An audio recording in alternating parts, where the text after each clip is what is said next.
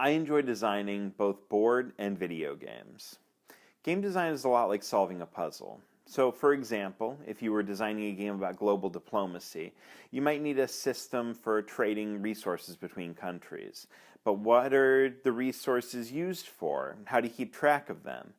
Can the countries go to war with each other? And if they go to war, do you determine the winner by using cards or rolling dice?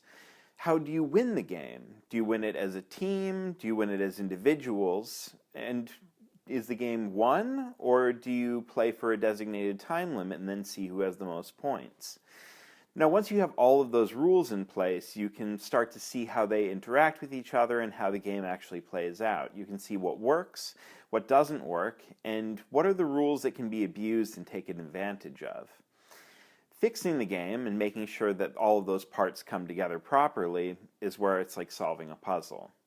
Now, there are a lot of different choices to be made when you're designing a game, but the first big one is deciding what type of game it is that you're going to be making.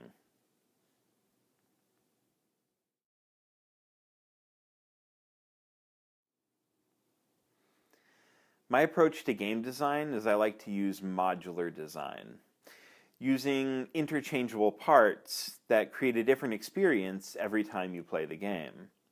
So, for an example of modular design would be when you're buying a car. When you buy a car, there are some interchangeable options. You can choose whether you want to get a 6 or an 8-cylinder motor. You can get manual or automatic transmission. You can choose to get leather seats, maybe a custom sound system.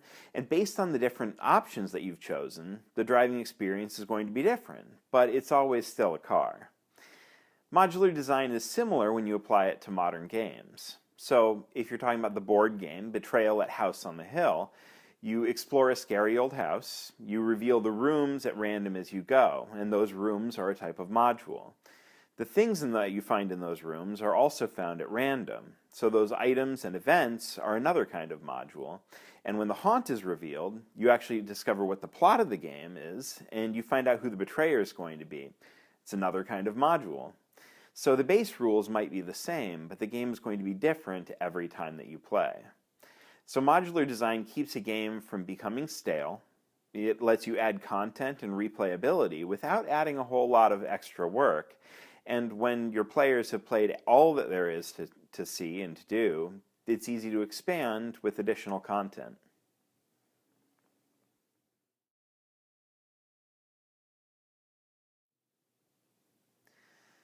There are a lot of advantages to designing a board game over designing a video game. Video games have concrete rules, but board games are a little more flexible. Lots of games have house rules. Like with Monopoly, for example, people like to treat free parking like a space where you get to take all of the money in the middle of the board. But in the actual rules of Monopoly, it's just a boring space where nothing happens. And whether or not you're allowed to make a deal in Monopoly is based on the group consensus of what seems fair. Players can allow other players to owe them money or to repay them in ways that aren't outlined in the rules, like trading property cards or even those get out of jail free cards. Video game versions of Monopoly don't let you do any of those things. And because of that, they're tactical experiences, but they aren't social ones. Board games can have subjective rulings. In the game Apples to Apples, you have a different person judging each round, trying to decide which combination of cards they think is more amusing or a better fit. And so, in games like that, your strategy is based on the personality of your friends as much as it is the cards that you have in your hand. When you're playing a board game, they tend to happen slowly. Each player's turn can take time and requires them to make decisions. The other players have to pay attention to what they're doing because it might affect their strategy and how they're going to take their turns. In a lot of games, players actually collaborate, so they're working together and they advise each other on how to spend their turns. Now, the rules aren't automatically enforced, so players have to voluntarily enforce themselves. And because of all of these things, board games are a more social experience. They bring people together even when they're playing against each other.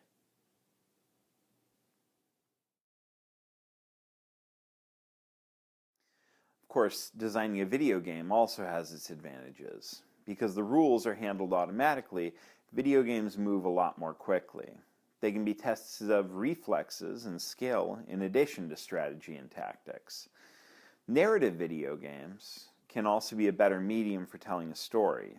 They're like movies with a greater sense of agency. You spend a longer length of time with the characters, and you're actually part of the story. It creates a sense of attachment and ownership that deepens the player's connection. And it makes you feel personally responsible for the decisions that are being made. Now, that's not to say you can't tell a story with a board game. Board games can have implied or explicit stories. I mean, chess is a battlefield. The pieces all have predetermined roles, so you could make chess more of a story game. I don't know if that makes it a better game, but it definitely makes it a longer one. Now, some board games have an explicit plot. So in Betrayal at the House on the Hill, the haunt reveals what the plot is going to be, and it determines who the betrayer is. And it tells you how you're going to actually finish the game. In the Legendary Encounters games, like Aliens and Firefly, it mimics chapters of the movies and the TV shows, and it lets the players play through those on their own. And in Gloomhaven, you have a persistent story about the titular town, and it develops as the game is played over a long period of time.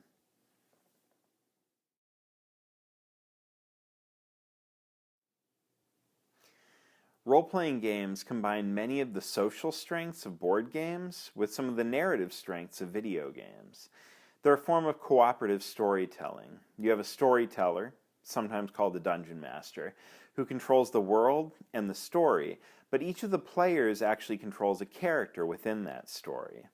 And while the storyteller has final say on what can and can't happen, the players are free to have their characters act as they see fit.